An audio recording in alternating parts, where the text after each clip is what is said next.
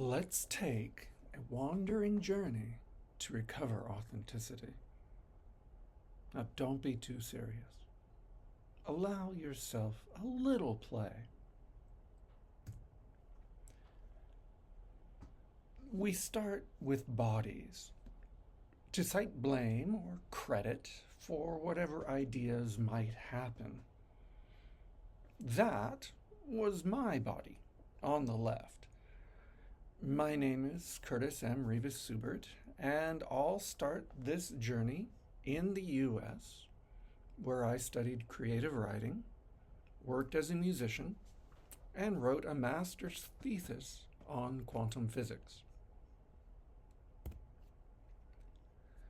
One of the most exciting things about quantum physics for me was the recognition that the observer and the observed cannot be separated.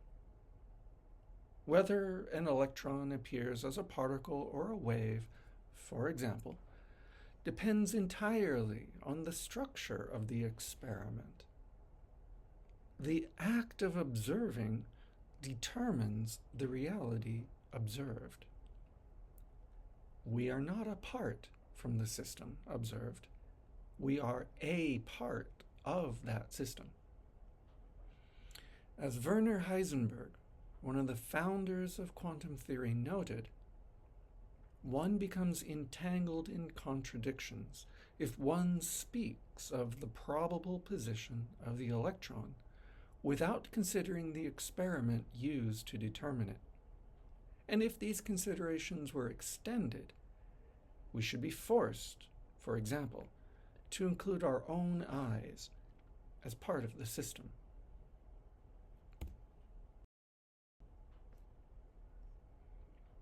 I'd like to remind everyone that language teaching is an art and a science, drawing upon scientific principles related to language acquisition and learning, while also requiring a creative and adaptable approach that is characteristic of an art form.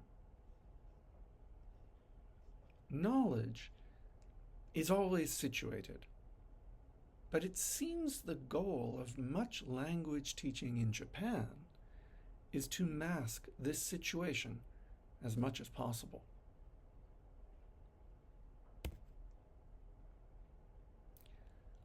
We are talking about recovering authenticity. You see, I love language. More specifically, I love playing in language. For example, cover means to hide something and to report something. How can we both hide and report something at the same time, you might ask?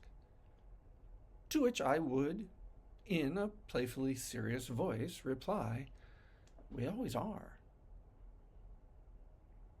Here, in this confused place, we begin our journey again. I promise things will seem simpler as we move along. In July of 2000, I moved to Japan to teach English conversation at ANOVA. I had no background in linguistics or language teaching. I had no idea these were neither necessary nor desirable. As it turned out, neither was I. Nevertheless, I stayed with NOVA through the bankruptcy of 2007 until 2017.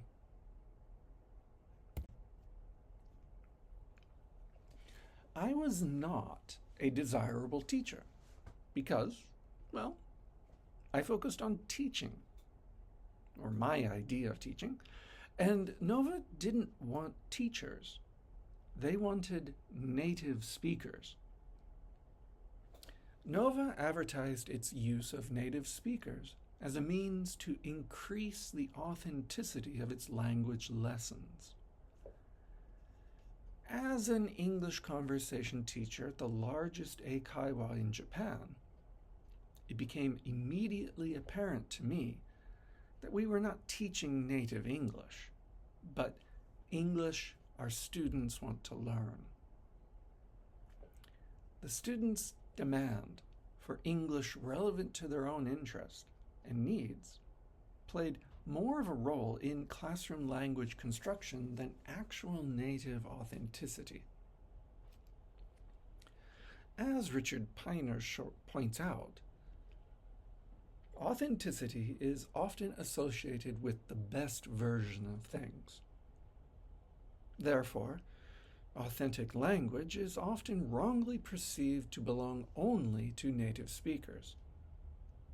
However, the definition of authentic English is complex. I'd say not just complex, but mixed up. And I'd like to add, when I first gave this presentation at a conference, Richard Piner was in attendance.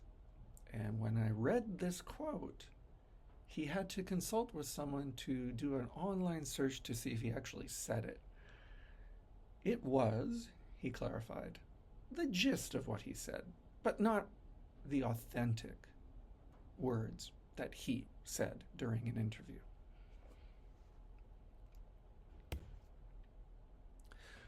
What is this authenticity we speak of? One quick definition is the quality of being real, genuine, or what someone claims it to be. It signifies that something is not a copy or imitation, and that its origin is supported by unquestionable evidence. Essentially, it means something is true, accurate, and corresponds to what it is supposed to be. You see, there's a book somewhere behind all this, an authoritative book with a definition written on its pages. So I went to the library, because what better place to store and preserve knowledge than in a crypt for books?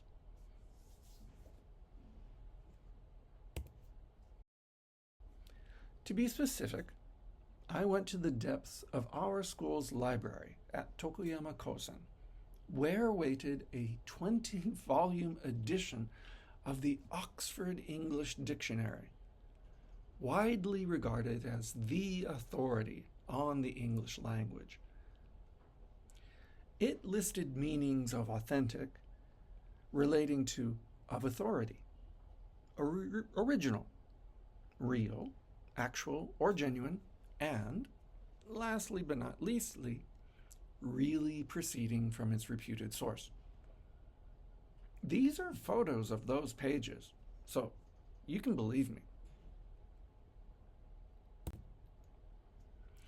With this understanding in hand, I left the library. On my way out, I passed by a taxidermic diorama depicting two wolves. People say it's very authentic because it contains parts of the real dead bodies of wolves. In other words, its authenticity comes from the fact that the presentation of dead bodies stands in for the living bodies somewhere out there in the real world. This is how they derive authenticity. Apparently, authenticity is extracted. It is something out there that we bring into the classroom. The teacher curates authentic content. The learner is the recipient of authenticity. And this taxidermic diorama is a very authentic construction, as you see. Fortunately, the display was being recovered that day, reminding me that not only the setting, but the bodies themselves are put there by human hands. The bodies may contain parts from several distinct, unrelated individuals. Their construction and presentation a matter of the artist's determination. It seems the goal of much language teaching is to mask, cover this whenever possible.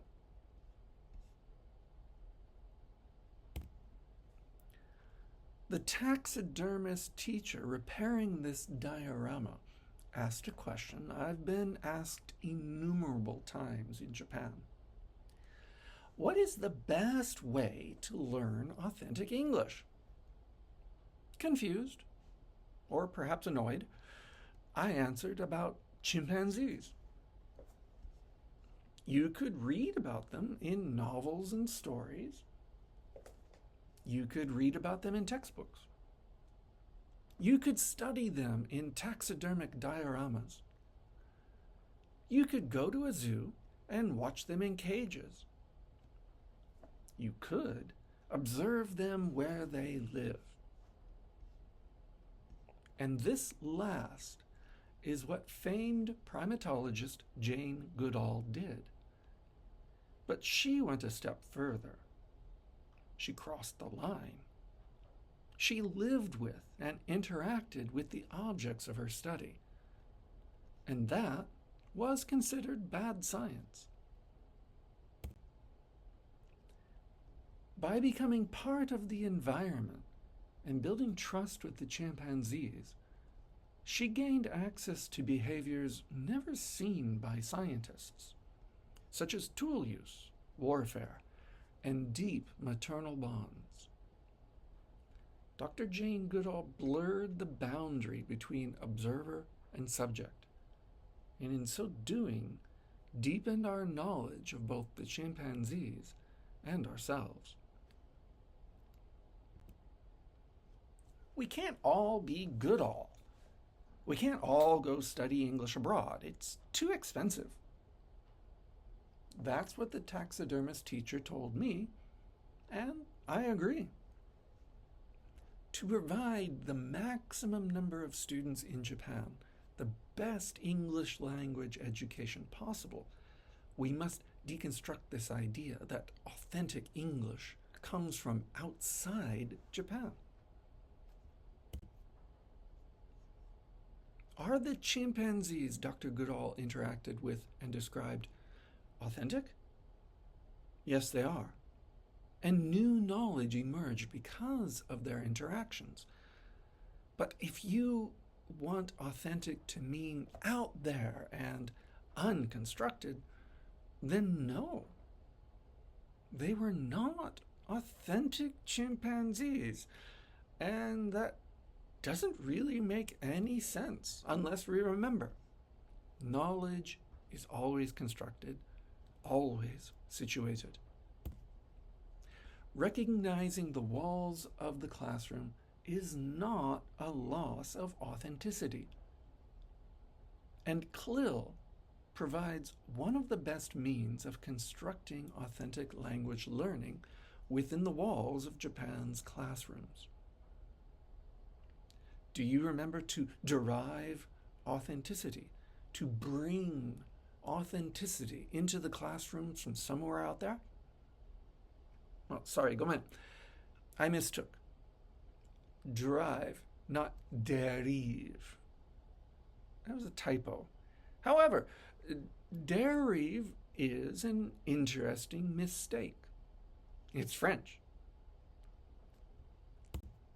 When students are engaged in derive, linguistic and cognitive wandering within meaningful tasks, they don't just derive authenticity from a textbook.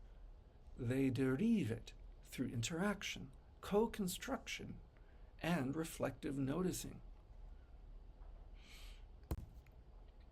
CLIL, Content and Language Integrated Learning, invites participants to derive authenticity, to wander with purpose, to provide learners the opportunities to stumble into authenticity, not just to import it.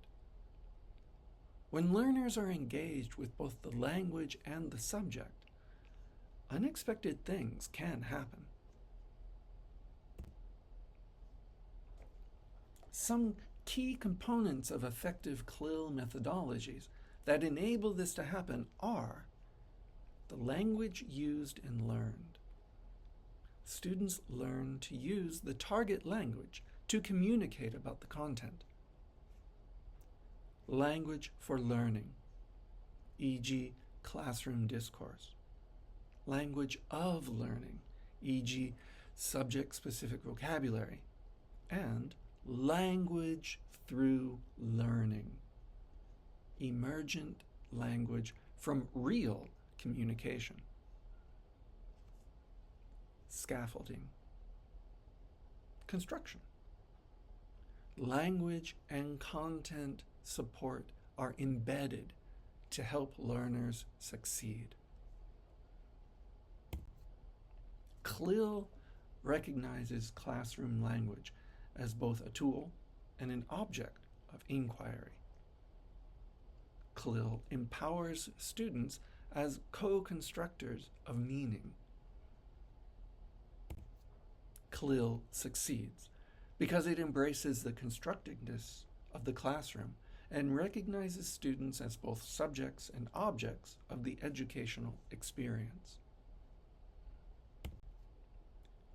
To recover authenticity is not to hide it, but to report its constructed beauty.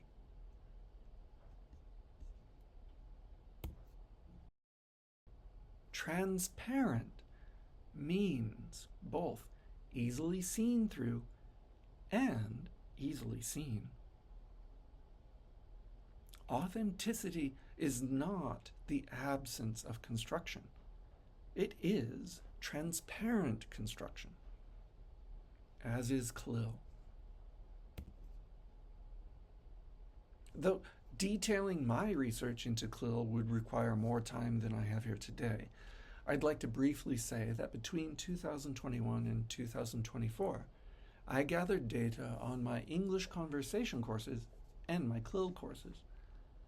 My findings strongly indicate students in CLIL courses perceive their subject matter as more authentic than do students in English conversation courses, between 14 and 7 percentage points more in two categories measuring perceived authenticity.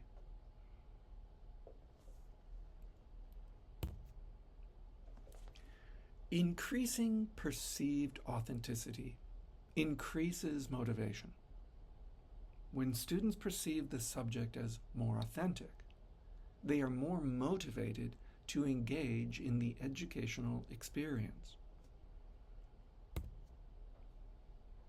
It's here I'd like to repeat Augusta Boal's famous quote.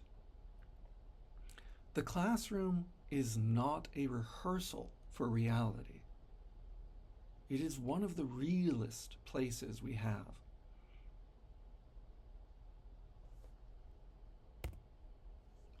You already recognize this. You are here today because you are interested in CLIL or are already using it. You are here because you want your classrooms to be real spaces of inquiry, co-construction, and curiosity. It's good for you and good for your students. This presentation began with authenticity, as derived from me, but ends with authenticity as derive, created together. In CLIL, authenticity is constructed in interaction. I started with me. We end with we. Thank you.